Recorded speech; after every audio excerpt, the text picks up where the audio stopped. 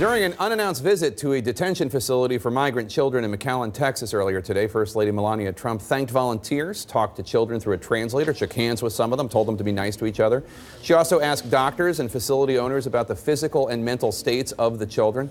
The First Lady's office is pushing back against reporters who asked about the First Lady's jacket of choice as she boarded Air Force One headed for Texas today. The jacket said on the back, "I really don't care.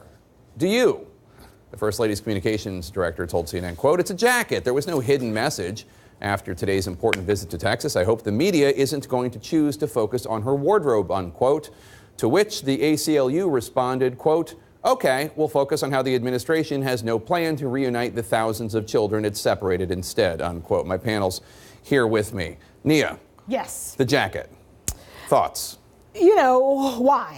Why does she wear this jacket? It doesn't, I guess it was raining today. You imagine she could have used an umbrella. Here was a trip that they designed to in part be about the projection of compassion, right? It was about the cameras being there.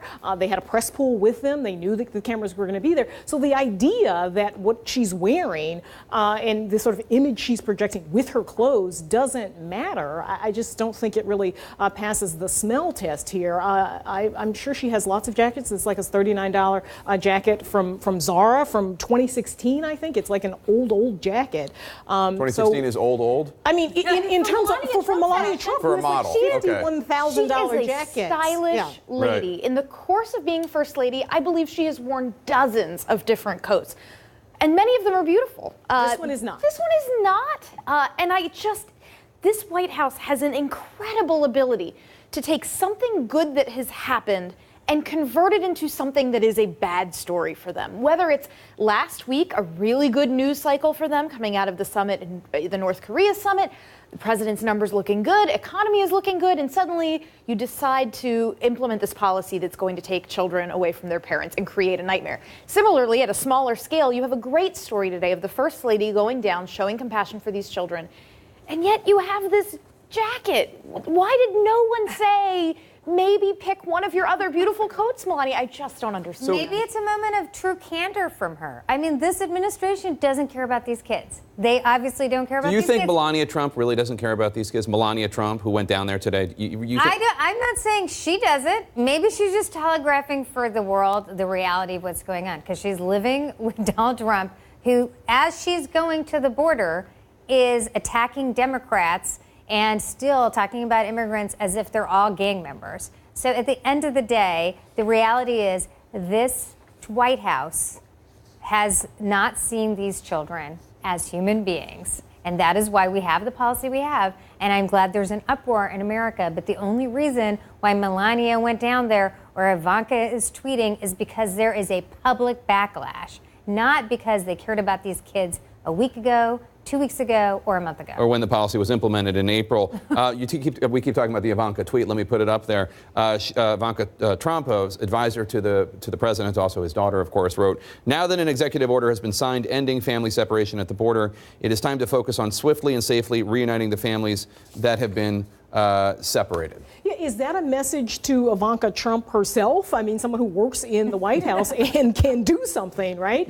I mean, I don't know why she's tweeting about Theoretically, this. she could say, I am going to supervise this and make sure. I can be the head and the face of this. I'm going to coordinate the calling of, DHS and getting everybody together in terms of making this happen. I mean, this happened 6 weeks ago. I think this might be her first or second tweet on it. I mean, she hasn't been out front on this in any way, shape, or form, and she works at the White House. I mean, just to be completely cynical about this, it's like she tweets just as they think that there's a slight shift in policy. Trump said something, Donald Trump said something a day. We still have no idea. They have no idea how to unite these parents.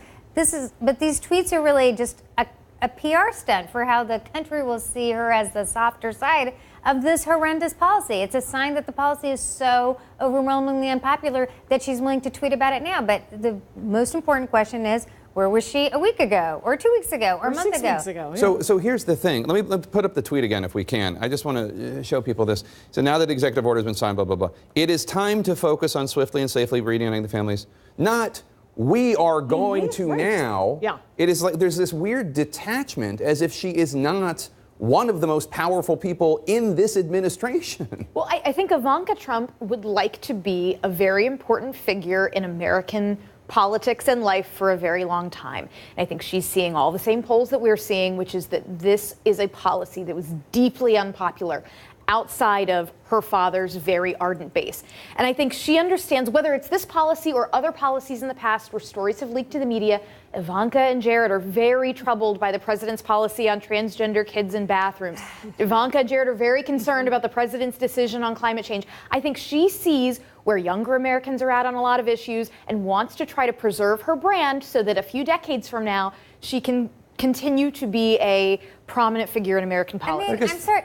This is just gross. Can I just say it's just gross? Like, we're talking about it being like a PR message and her brand and all this stuff. I mean, at the end of the day, this is a woman who talked about caring about children during the campaign. After the campaign, she said she was a champion of women and kids, day after day, week after week, month after month. She is part of a White House that has designed a policy to rip children from their parents. And she's tweeting about it now when it's a PR disaster. Well, she says it's time to focus on reuniting them. Yeah. It's outrageous, and she should, I mean, we should all reject it as disgusting.